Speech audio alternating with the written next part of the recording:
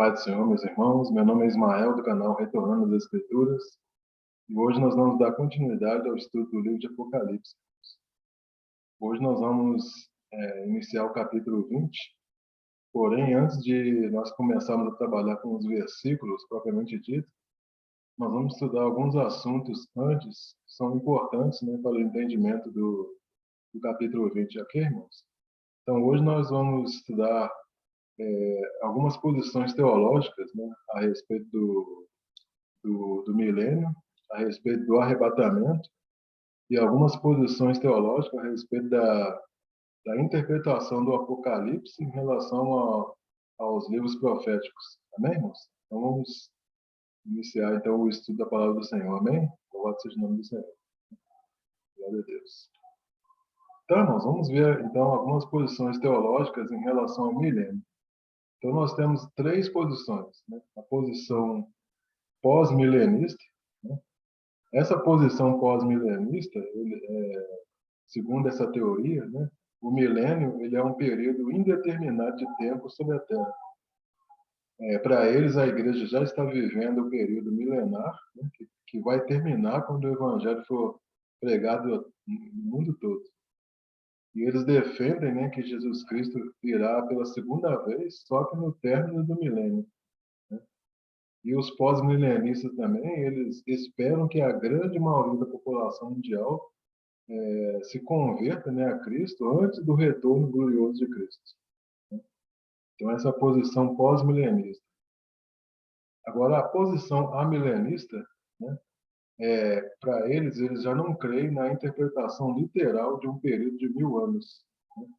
Então, para eles, o milênio é um período simbólico, né, que começa na primeira vinda de Cristo e termina na segunda vinda. Então, eles creem que a primeira ressurreição já aconteceu, né? Então, quando Paulo fala que nós fomos ressuscitados com Cristo, isso aí para eles, nós já estamos lá, né? Nós já fomos ressuscitados. Ou seja, já ocorreu a primeira ressurreição, né? Então, a segunda ressurreição ela só vai ocorrer quando Jesus voltar. Ou seja, não tem milênio, né? E para eles também o milênio está acontecendo agora, né? Eles colocam a ressurreição dos justos e dos injustos, né, ao mesmo tempo, né? E eles dizem também que Cristo já está reinando nos céus, né? E nós estamos reinando daqui da terra, né? Estamos reinando daqui da terra, né? Então, quando o diabo ele for solto, aí começa a grande tribulação. Aí depois vem o juízo com a ressurreição única, né, da igreja e do ímpio, e depois vem a Nova Jerusalém. Então, essa é a posição amilenista. E depois vem a posição pré-milenista, né, que é a posição que nós adotamos, né? A posição pré-milenista diz que depois da grande tribulação e do arrebatamento, né, Cristo ele voltará fisicamente à Terra para estabelecer um reino físico, né, por 1000 anos literais. Né? A igreja a igreja, né, ela está vivendo antes do reino milenar literal, né? Então, né, nós estamos agora no período da igreja e nós estamos vivendo antes do milênio literal, né? Aí, dentro dessa posição pré-milenista, existem os pré-milenistas históricos, né, que são aqueles que creem no período de 1000 anos literais, né, que ocorrerá no final da grande tribulação e após o arrebatamento. Né? Então, a vinda de Jesus ela será visível, né? A ressurreição e o arrebatamento acontecem ao som da última trombeta, né? E conforme está lá em Mateus 24, 27, né, que diz assim: porque assim como o relâmpago que sai do Oriente e se mostra até no Ocidente, assim há de ser a vinda do Filho do Homem.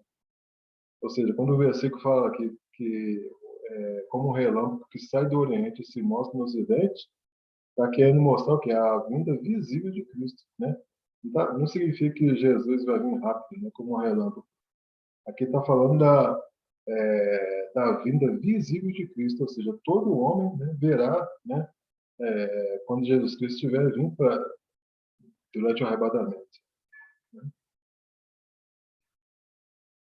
E tem também, né, dentro dos pré-milenistas, tem os pré-milenistas dispensacionalistas. né? Então, para os dispensacionalistas, né, essa é a teoria que a gente não adota, né? Então, para os dispensacionalistas, a história da humanidade ela está dividida em 7 dispensações, né? Tem a dispensação da inocência, que começa com Adão, a dispensação da consciência, que começa com Noé, a dispensação do governo humano, que começa na Torre de Babel, a dispensação da promessa, que começa com Abraão, a dispensação da lei, né, que começa com Moisés, a dispensação da graça, né, que começa com a igreja, e a dispensação do milênio, que começa com o reinado de Cristo, né? Então, eles creem também no período de 1000 anos, que também são literais, que vai iniciar após a grande tribulação, mas a diferença é que é quanto ao momento do arrebatamento, né? Então, eles entendem que a vinda de Cristo está dividida em 2 momentos distintos, né? A primeira, que é um arrebatamento iminente e secreto, antes da grande tribulação, e depois da grande tribulação, a vinda de Jesus de forma visível para estabelecer o reino milenar, né? Então, nós já estudamos aqui no canal, né, que só existe uma vinda, né? Não existe duas vindas, né? A vinda de Cristo ela não está dividida em 2 partes. E também não existe essa questão do arrebatamento secreto, do arrebatamento iminente, né? Só existe uma vinda, né? Somente uma vinda. Então, para eles, quando a igreja for arrebatada, Deus vai tratar com Israel, né?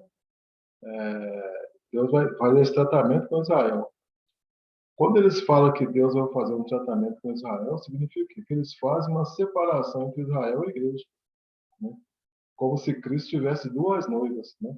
E nós não fazemos separação entre Israel e igreja. Não existe separação entre Israel e igreja, né? Israel e igreja hoje são as 2 casas de Israel, né? Ou seja, não há separação entre Israel e igreja. Então eles dizem também que a igreja não verá o surgimento do anticristo. Ou seja, parte da noiva estará nas bodas do cordeiro, enquanto a outra parte da noiva estará na grande tribulação, né? Já que a grande tribulação para eles é o momento em que Cristo vai tratar com Israel, né? Então eles fazem separação entre Israel e igreja, coisa que nós não fazemos essa separação. Agora são as posições teológicas em relação ao arrebatamento da igreja. Então nós temos a primeira, o arrebatamento pré-tribulacional, né? Então, para essa linha, eles acreditam que o arrebatamento da igreja, isto é, a vinda do Senhor nos ares para os seus santos, né, ocorrerá antes que comece o período de 7 anos da grande tribulação, né? Então, para eles, a igreja não passará pela tribulação, pela grande tribulação, pela tribulação, né? Uma outra posição é o arrebatamento mesotribulacional, né? Então, para eles, o arrebatamento ocorrerá depois de transcorridos 3 anos e meio do período da tribulação. Existe uma posição teológica chamada pré-ira, né? Para eles, a igreja vai estar presente na grande tribulação, mas vai ser arrebatada antes das taças, né? E tem um arrebatamento pós-tribulacional, que nós adotamos, né? O arrebatamento acontecerá ao final da grande tribulação. O arrebatamento ele não é distinto, né, da segunda vinda. E a igreja ela permanecerá na terra durante todo o período, né, da tribulação.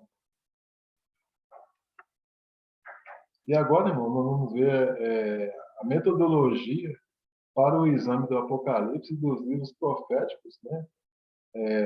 O estudo dos livros proféticos em relação, né, ao Apocalipse, né?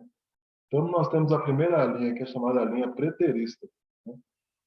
Para essa linha preterista, a maioria das profecias elas já aconteceram, né, até o ano 70 depois de Cristo, e em eventos durante o período da igreja.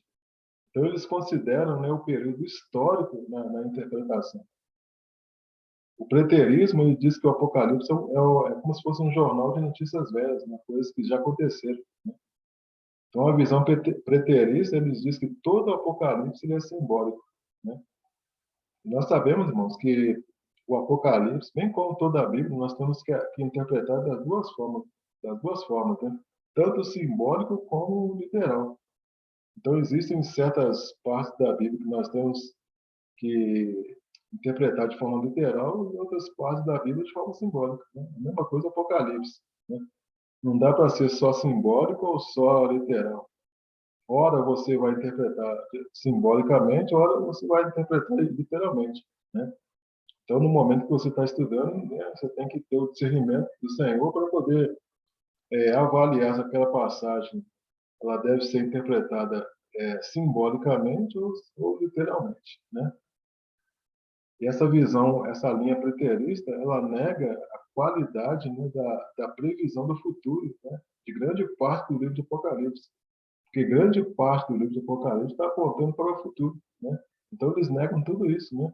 A partir do momento que eles chamam o Apocalipse de um jornal de notícias velhas, eles negam toda a questão da previsão do futuro que o Apocalipse nos mostra, né? Então, para eles, o Apocalipse não lida com eventos futuros específicos, né? O movimento preterista, então, ele ensina essencialmente que todas as profecias do Novo Testamento sobre o fim dos tempos, elas se cumpriram no ano 70 depois de Cristo, né? Foi aquele momento quando os romanos atacaram e destruíram Jerusalém e Israel. Então, eles afirmam também que todo o livro já foi cumprido nos dias do Império Romano, né? Lá no primeiro século da nossa era. Aí nós temos a linha futurista, né, que é a linha que nós adotamos, né? As profecias escatológicas, elas estão relacionadas a acontecimentos futuros, ou seja, as profecias escatológicas que estão lá no Antigo Testamento, elas estão relacionadas a acontecimentos futuros, mesmo que elas tenham sido cumpridas em parte no passado. Ou seja, haverá profecias no Antigo Testamento que foram cumpridas no passado, mas escatologicamente elas têm relação com o futuro, né? Então essa é a nossa compreensão, né? A profecia ela é dupla, né? Ao mesmo tempo em que ela se cumpre no momento histórico, né? Ela poderá também se cumprir no futuro. Em terceiro lugar, nós temos a linha idealista, né? Então, para essa linha, eles veem todas as imagens na Bíblia como símbolo, né? Então, para eles, tudo é simbólico, né? E eles veem as coisas, né? Algumas coisas eles enxergam de forma espiritual, né? Mas eles não fazem ligação com eventos históricos, né? Então, certas passagens da Bíblia, nós temos que também fazer ligação com evento histórico, né? Não é fazer né, não é analisar toda a Bíblia somente através da história, mas tem coisas que nós temos também que ter também a visão histórica, né, do que aconteceu, né? E por último, né, a linha historicista, né, para eles as profecias são interpretadas, né, como se cumpridas, né, ao longo da história, ou seja, algumas já se cumpriram, né, e outras estão em pleno cumprimento, e outras ainda vão se cumprir. Então, essa posição teológica, eles procuram encaixar todos os acontecimentos previstos no Apocalipse em várias épocas da história humana.